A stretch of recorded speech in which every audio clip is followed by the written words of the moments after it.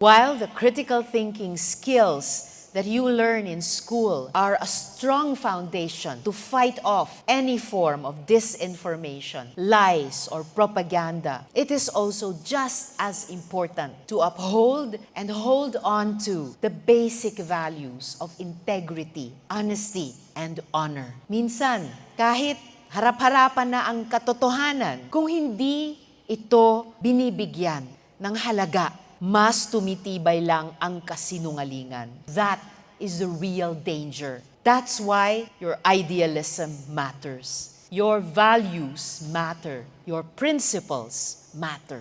Bilang estudyante at student leader dati, ilang beses ko na napatunayan na basta't patuloy nating ipinaglalaban ang alam nating tama, hinding-hindi tayo at hinding-hindi ako mawawala sa landas. Kahit ano pa ang ibato nila, hindi ako natitinag dahil inaalam ko rin ang totoo. Inaalam ko ang tama at kilala ko ang sarili ko.